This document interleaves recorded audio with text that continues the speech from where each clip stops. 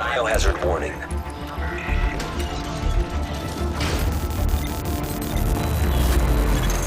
Agent, your signal is getting weak.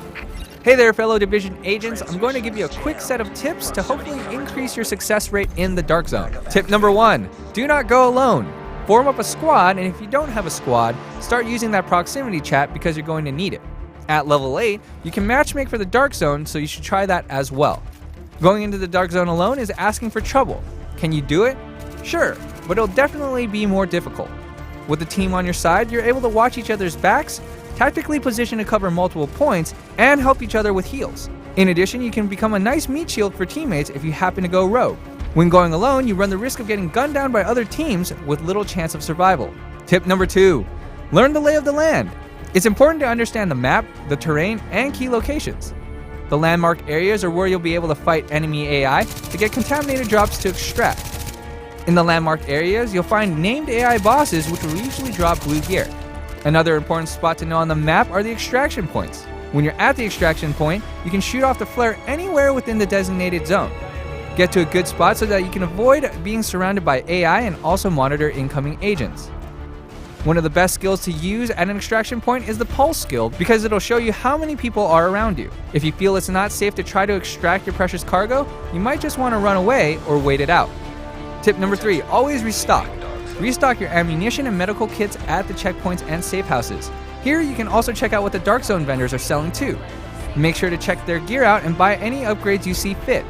However, if you can hold off and save up for the high-end weapons at the safe house, I would highly suggest getting them. The high-end weapons have more perks and are generally a lot stronger than the stuff you'll find. The safe house vendors seem to cycle out weapons every 24 hours or so be on the lookout. Tip number 4, don't loot just to loot.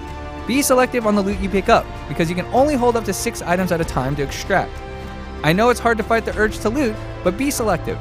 If you happen to gather too many items, you can deconstruct the items you don't want in order to make space for the better items. Try to stash up as many blues as you can before extracting. Also, make sure to visit the HQ from time to time after extractions so your stash doesn't get full. If it gets full, you won't be able to extract any items out of the Dark Zone. Tip number 5, when to go rogue. If you ever decide to go rogue, make it count. The agents you want to target are the ones with brown satchels on their back. This signifies that they have some loot. Also, you're going to want to make sure you have space to take the loot that they have. Otherwise, you're going to end up in an awkward situation where you want to pick up the items, but need to run away before getting killed. If you do go rogue, one of your best strategies will be to run away until the timer is up. The moment you fire again at an agent, your timer will reset, so beware.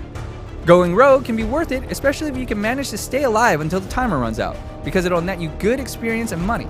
However, if you die, it'll cost you around $300 Dark Zone dollars and a good chunk of experience. Which brings me to my next tip. Tip number 6, always be on the hunt. You should always hunt rogue agents because they'll give you a lot of Dark Zone experience and money. In addition, they might have some sweet loot to acquire too. When hunting rogue agents, try to pin them down before actually shooting at them. If you can't kill them in a few shots, it's probably not worth slowing down to shoot them. Continue to chase them until they stop and try to pin them down until other agents can come to provide backup. All in all, the best tip is probably not to trust anyone unless they're actually in your squad.